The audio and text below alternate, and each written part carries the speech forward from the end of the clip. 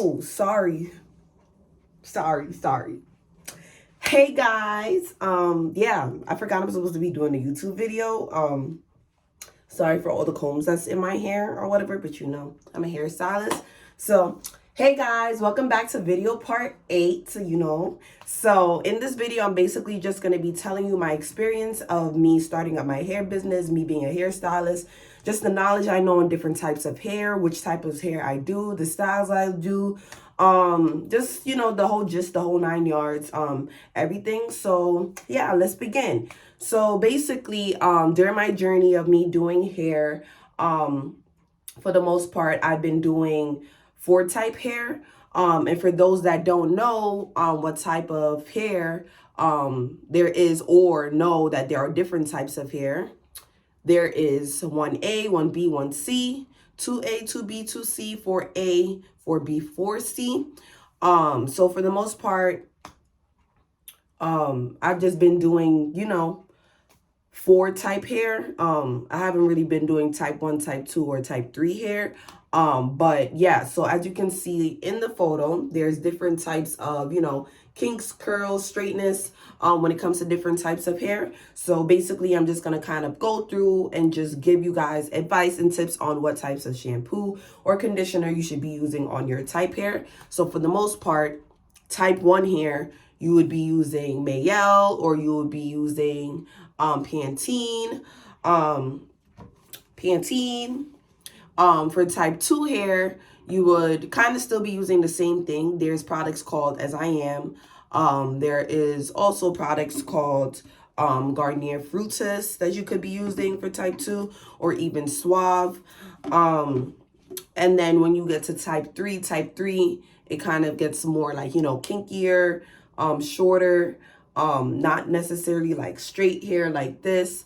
So you have to use like kind of different hair products that kind of target, curly hair, or whatever the case may be. So type 3, you would kind of still be using the similar products like type 2, which would be like, Garnier and all those other stuff. But when you get to like type 3 and type 4, you kind of have to use products like Carol's Daughter, or you have to use products like Shea Moisture, or you have to use products like Cream of Nature. So yeah, that's kind of like the general gist of the different types of shampoos or conditioners, just the brands of what you should use for different types of hair. But yeah, during my journey, I kind of started off just doing box braids. So for those that don't know, this is box braids. And then I kind of, started doing more hairstyles like twists, or like dreads, or like 2-strand twists, or even like, faux locks, or knotless box braids. But for those that don't necessarily know, those types of hairstyles, most likely, like in terms of the faux locks and knotless box braids, you'll kind of see people with like type 3 or type 4 hair getting those types of hairstyles, because for the most part, I do type 4 hair or type 3 hair. But don't get me wrong, I know how to do everything. I know how to do perms. I know how to do relaxers. I know how to do, straighten hair. I know how to do cuts for my type 1 and type 2, hair clients.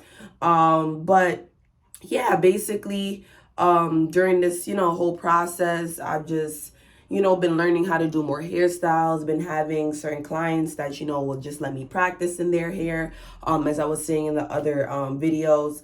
But for the most part, like the process of when I do hair, I normally tell them, come and get their hair, have their hair washed, have their hair blow dried, so that when they get there, all I have to do is just, get to it. But in terms of like the products that I use, like let's say I need gel for like, type 1, type 2 hair that can, just easily slick back and, can, be calm, I would use something like Let's Jam, or I would use something like Eco.